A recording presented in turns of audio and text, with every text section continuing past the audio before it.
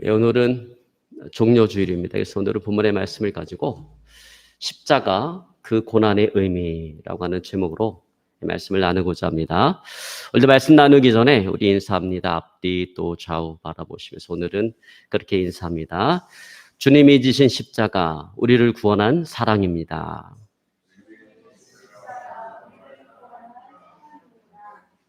아멘. 오늘은 종료주일입니다. 많은 그리스도인들이 종료주일을 지키는데 그 종료주일의 의미를 제대로 모르는 사람들이 많이 있습니다. 그래서 오늘은 본문의 말씀을 들어가기 전에 종료주일의 의미에 대해서 우리 간단하게 잠깐 말씀을 드리고자 합니다. 여러분, 종료주일이라고 하는 것은 예수님께서 우리의 죄의 문제, 또 저주의 문제, 죽음의 문제를 해결하시기 위해서 십자가를 지시고자 예루살렘에 입성하신 날입니다. 그때 많은 이스라엘 백성들이 승리의 상징인 그 종려나무 가지를 흔들면서 예수님을 환영했습니다. 그래서 기독교는 이날을 기념해서 종료주일로 지켜오고 있습니다. 자, 그리고 종료주일로부터 다음 주일인 부활주일까지 그 한 주간을 가리켜서 우리는 고난주간이다라고 이야기합니다. 왜냐하면 예수님께서 이 주간에 고난당하시고 죽으셨기 때문에 그렇습니다. 자, 그러므로 저는 오늘 본문의 말씀을 통해서 예수님께서 지신 그 십자가, 그 고난의 의미가 무엇인가를 살펴보면서 또 우리가 어떻게 주님의 고난에 동참할 것인가 우리 함께 생각하는 그런 은혜의 시간이 되어지기 원합니다.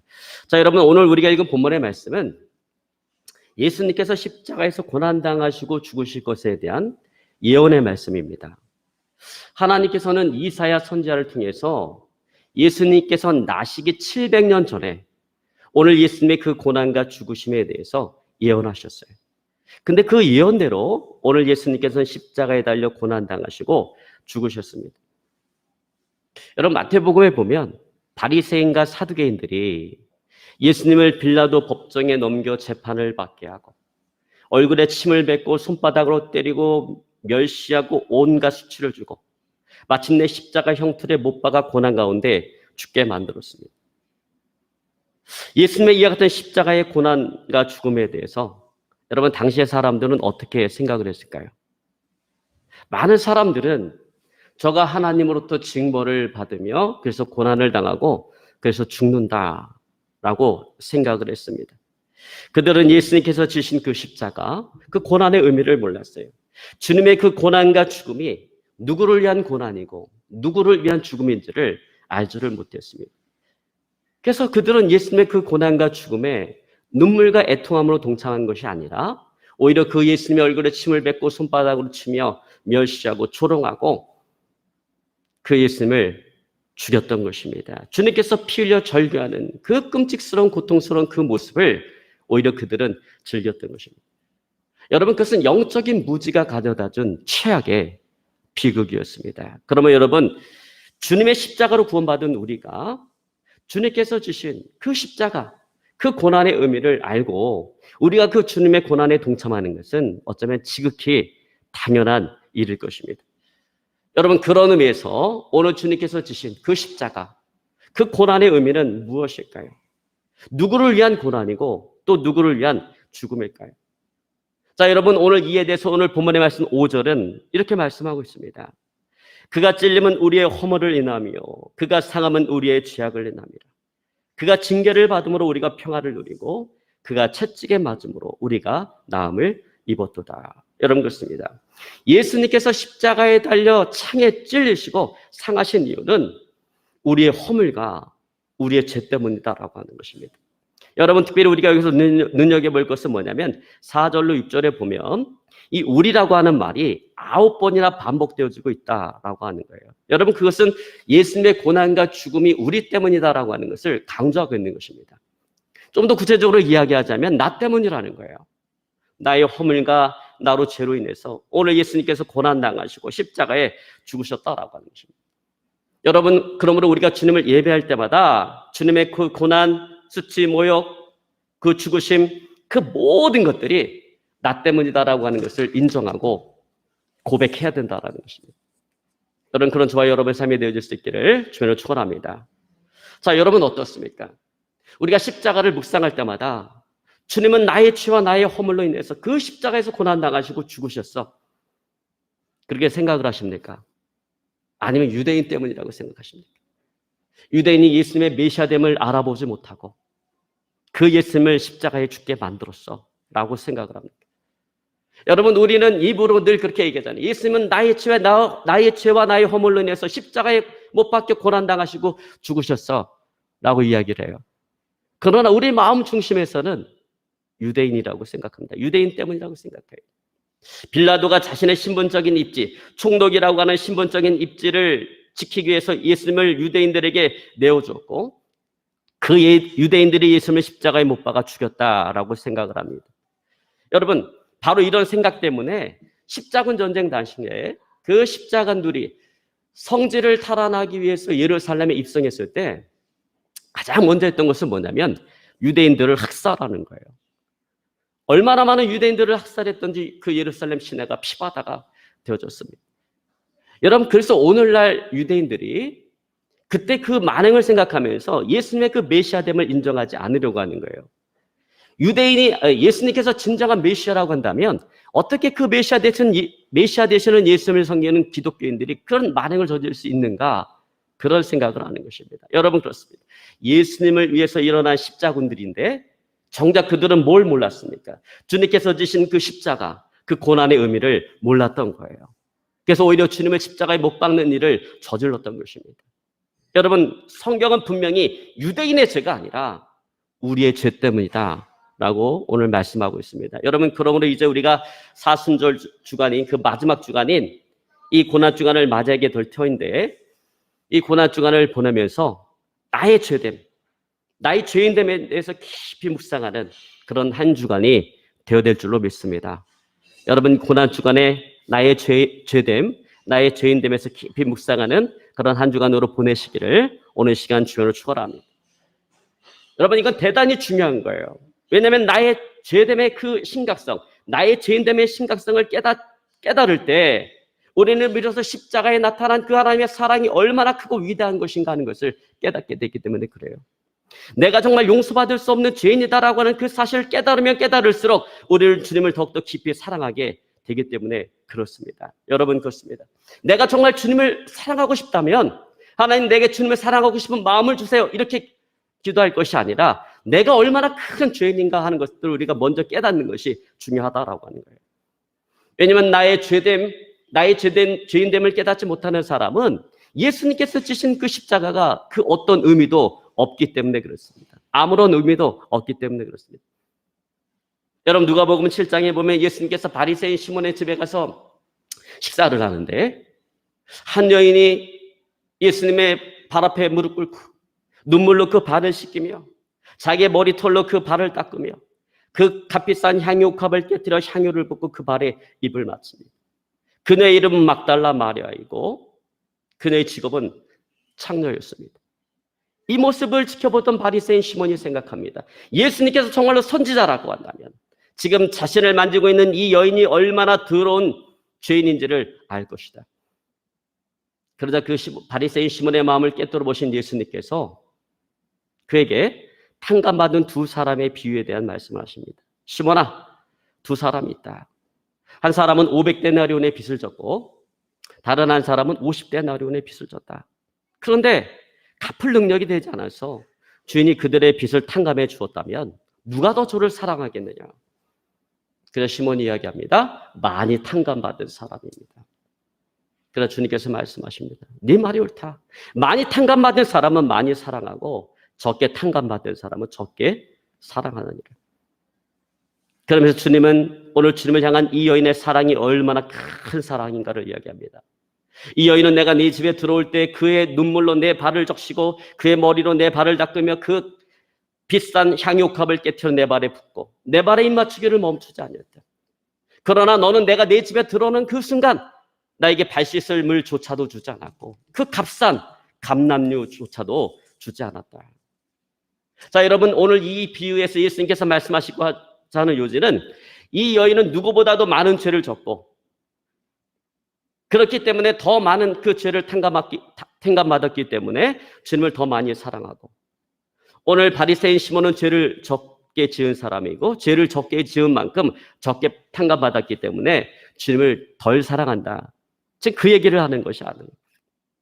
여러분, 창녀인 이 여인과 바리새인인 시몬, 누가 더 많은 죄를 저질렀을까요? 사람들은 생각하기를 창녀는 죄 짓는 직업이니까 죄를 더 많이 저질렀고, 바리새인은 그래도 하나님의 말씀대로 살아가려고 애쓰는 사람이니까 죄를 덜 지었을 것이다 라고 생각을 합니다. 그러나 여러분, 절대 그렇지 않아요. 오늘 예수님께서 말씀하신 이 비유의 이야기로 보자면 모든 사람들은, 이 땅의 모든 사람들은 갚을 수 없는 500데나리온의 빚을 진 사람이에요. 죄악의 빚을 진 사람이에요.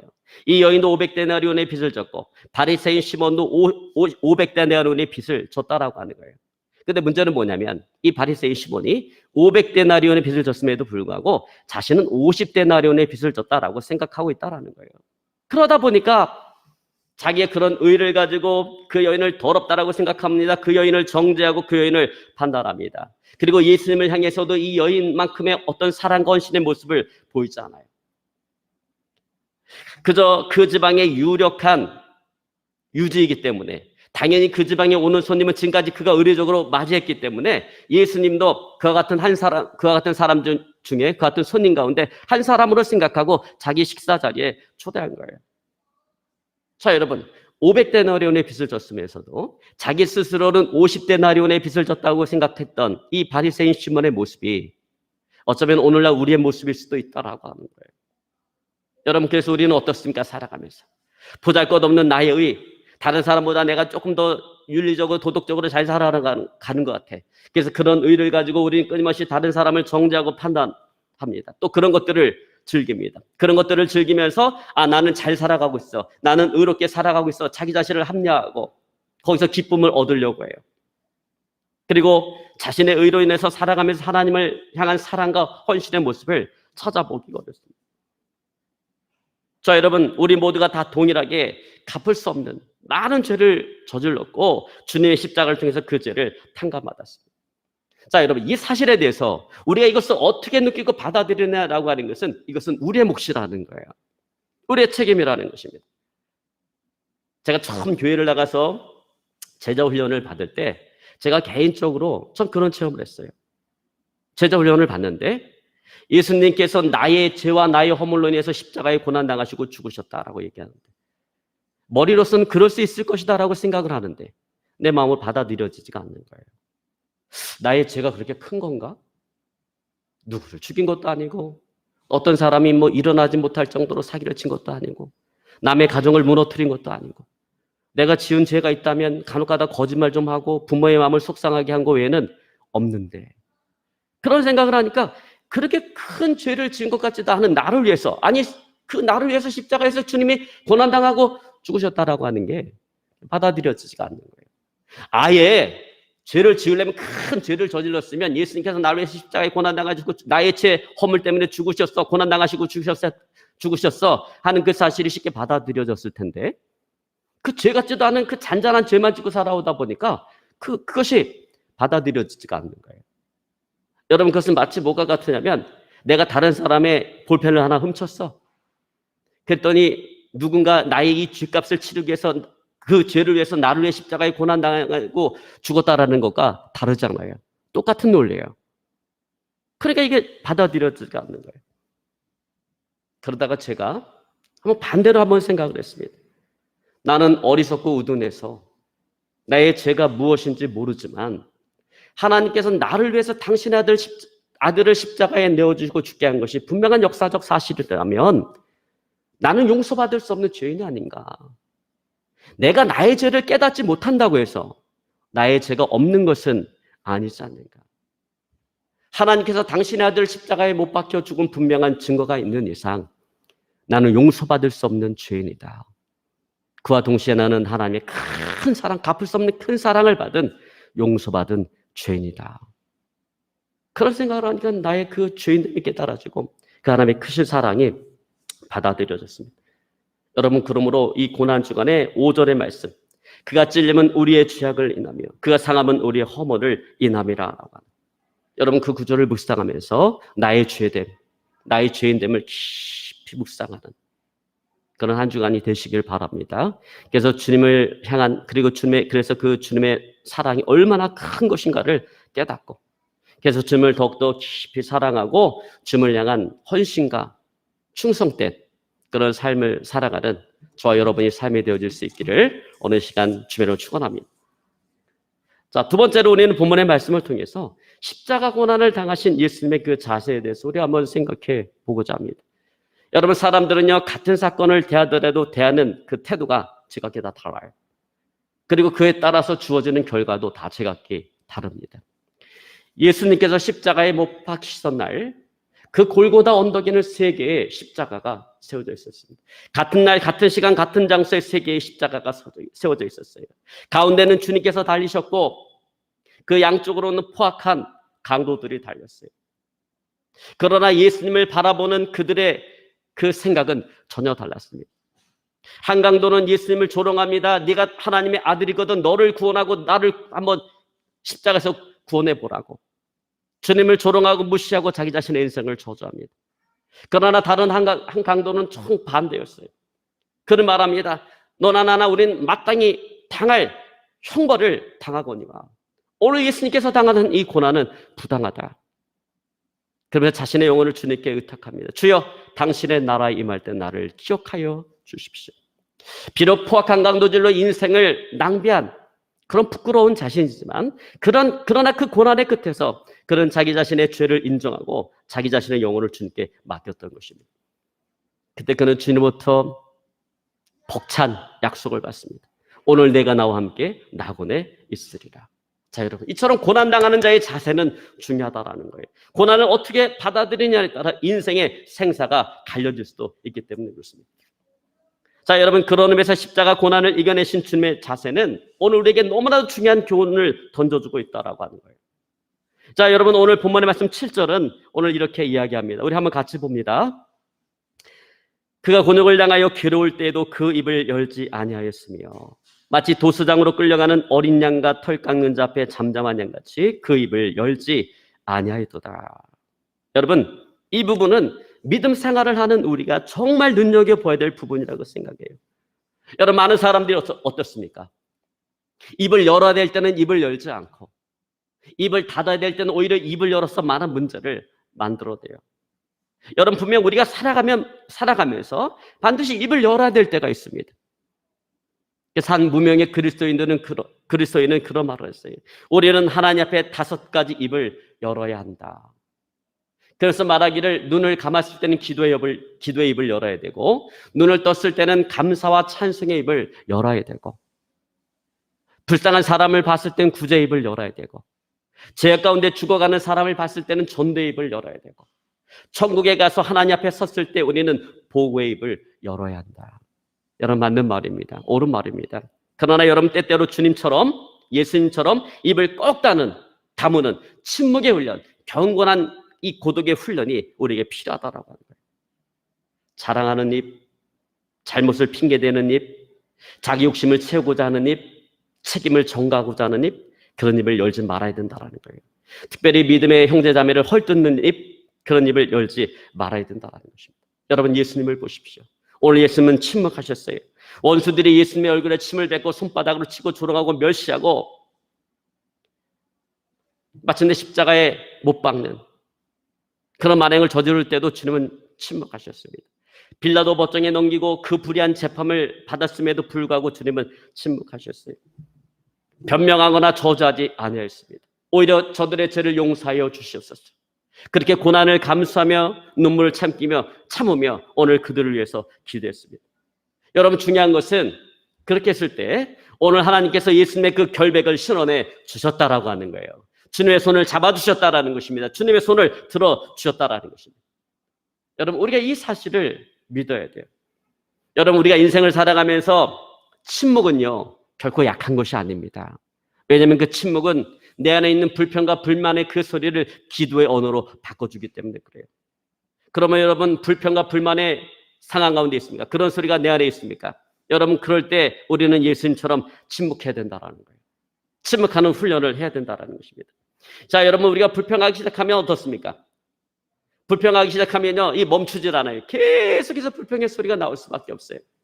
그러나 우리가 계속해서 그런 불평의 소리를 한다면 그 가운데 하나님의 역사를 우리는 절대로 기대할 수가 없다라고 하는 것입니다. 그러면 여러분, 우리는 침묵의 훈련을 쌓아야 돼요. 여러분, 인생을 살아가면서, 우리가 신앙생활하면서 이게 참 어려워요. 여러분, 때로는 그렇잖아요. 내가 억울할 때 내 안에 그 불평과 불만의 소리가 많아요. 얼마나 많아요. 근데 이거를 내가 참고 침묵을 하면 오히려 그런 것들이 기대의 언어로 바뀌어 하나님의 기적을 가져올 텐데 우리는 자꾸 그걸 쏟아낸다라는 거예요. 그럼 쏟아내면 그 순간은 속이 시원하고 후련할지 모르겠지만 그러나 결국 하나님의 역사를 우리는 기대할 수가 없다라고 하는 것입니다. 여러분, 그러므로 우리는 침묵의 훈련을 해야 된다는 거예요. 여러분, 침묵은 우리로 하여금 하나님을 향한 기도의 창을 열어준다, 만들어준다라고 하는, 여러분 그 사실을 꼭 기억하시기를 오늘 시간 주님을 축원합니다. 그런 의미에서 이제 돌아오는 고난주간을 맞아요. 주님께서 행하셨던 것처럼 주님의 고난에 동참하기를 원합니다. 어떻게 해요? 좀 전에 주님께서 보여주셨던 것처럼 내내 하고 싶은 말, 그 많고 많은 말들을 잠재우는 거예요. 내 안에 자랑하고 싶은 마음이 있습니까? 나를 드러내고 싶은 마음이 있습니까? 정말 억울한 일에 대해서 보복하고 싶은 마음이 있습니까? 정말 현재의 삶에 대해서 불평, 불만의 소리가 가득 차 있습니다. 여러분, 그럴 때 그렇다 할지라도 오늘 예수님의 침묵을 묵상하며 배우고 동참하시기를 오늘 시간 주님으로 축원합니다. 그래서 경건한 침묵의 훈련, 이 고독의 훈련을 쌓는 그런 한 주간, 그런 고난 주간이 되시기를 오늘 시간 주님으로 축원합니다. 자, 이제 마지막으로 예수님께서 감당하신 그 십자가 고난, 그 고난의 결과가 무엇인가라고 하는 거예요. 자, 여러분, 오늘 본문의 말씀 12절은 이렇게 기록하고 있습니다. 12절을 봅니다. 이러므로 내가 그로 존귀한 자와 함께 분깃을 얻게 하며 강한 자와 함께 탈취한 것을 나누게 하리니. 자, 오늘 예수님의 십자가의 고난과 죽음은 그냥 단순한 고난과 죽음으로 끝나지 않았다는 것입니다. 주님은 사망 권세를 이기시고 부활하셔서 승리자가 되셨습니다. 그래서 여러분, 예수님께서 그 십자가 위에서 남기신 7가지 말씀, 우리는 그것을 가상칠언이라고 하는데 그 가상칠언 가운데 6번째 말씀이 뭐예요? 내가 다 이루었다라고 하는 것입니다. 승리를 향한, 승리에 대한 오늘 예수님의 선포인 것입니다. 여러분, 예수님께서 십자가에서 내가 다 이루었다 그렇게 말씀하시고 운명하실 때 어떤 일이 벌어졌습니까? 성전의 휘장이 위로부터 아래로 쫙 갈라지는 놀라운 사건이 벌어졌어요. 여러분, 그 성전에 성소와 지성소를 가로막고 있는 그 휘장이 위로부터 아래로 쫙 찢어졌다라고 하는 것은 아주 의미심장한 일이에요. 여러분, 그것은 뭐냐면 이제 누구든지 하나님의 그 은혜의 보좌 앞으로 담대히 나아갈 수가 있다라는 거예요. 나가는 길이 열렸다라는 거예요. 여러분, 예전에 어떻습니까? 성소와 지성소를 가는 휘장이 있었고 그 지성소, 하나님의 은혜의 보좌가 있는 그 지성소는 아무나 못 들어갔어요. 오직 대제사장이 1년에 한 번 백성들의 죄를 속하기 위해서 딱 한 번 들어가서 하나님의 속죄의 제사를 드렸던 것이 지성소예요. 그런데 그 지성소, 성소와 지성소를 가르고 있었던 그 휘장이 위로부터 아래로 찢어졌다는 것입니다. 여러분, 그건 뭘 얘기해요? 찢어진 휘장은 십자가에서 찍히신 예수님의 육체를 이야기하는 것입니다. 휘장이 찢어졌다라고 하는 것은 하나님과 우리 사이에 가로막혀 있는 그 담을 예수님께서 버리시고 우리의 중보자가 되셨다라는 거예요. 여러분, 그러면 이제 우리는 누구든지 예수 그리스도로 말미암아 하나님의 은혜의 보좌 앞으로 담대히 나아갈 수가 있게 되어진 것입니다. 나가는 그 길을 열어놓은 것입니다. 여러분, 이것이 바로 예수님께서 십자가 고난을 당하신 목적이요 결과인 것입니다. 예수님 십자가 고난을 통해서 우리로 하여금 하나님께 나아가는 그 생명의 길을 열어놓으셨어요. 천국으로 가는 그 길을 활짝 열어놓으셨습니다. 여러분, 인생이 무엇입니까? 독일의 철자 하이데거는 자인 춤 토데라고 했어요. 죽음의 존재라고 하는 거예요. 다시 말해서 인간은 태어날 때부터 죽음을 향해서 달려가는 그런 존재라는 것입니다. 근데 어느 누구도 이 죽음의 문제를 해결하지 못했습니다. 그런데 오늘 예수님께서 십자가에 고난당하시고 죽으심으로 말미암아 우리의 죄 문제, 저주의 문제, 이 죽음의 문제를 해결하시고 우리로 하여금 생명과 소망과 사랑의 길을 활짝 열어놓으신 것입니다. 여러분, 이것이 바로 오늘 십자가, 그 고난의 의미요, 또 목적이요, 또 결과인 것입니다. 이제 말씀을 정리하기를 원합니다. 예수님은 우리의 죄 문제, 저주의 문제, 이 죽음의 문제를 해결하기 위해서 십자가에서 고난당하시고 죽으셨습니다. 그리고 십자가 고난을 통해서 우리를 생명의 길로 인도해 주셨습니다. 그리고 십자가 지시는 예수님은 변명과 저주 항변이 아니라 오늘 침묵 속에 죄 지은 인간들을 향해 기도함으로 그 고난을 이겨내셨습니다. 여러분, 그러므로 고난 주간을 맞이해서 나의 그런 죄됨, 나의 죄인됨에 대해서 깊이 묵상하시기를 저는 축원합니다. 그래서 나를 향한 하나님의 그 사랑이 얼마나 큰 사랑인가를 깊이 깨닫고, 그래서 더욱더 주님을 향해 충성되고 헌신된 그런 삶을 살아가는 저 여러분의 삶이 되어줄 수 있기를 오늘 시간 주님으로 축원합니다. 오늘 말씀 붙잡고요, 간절히 우리 하나님 앞에 기도하기 원합니다.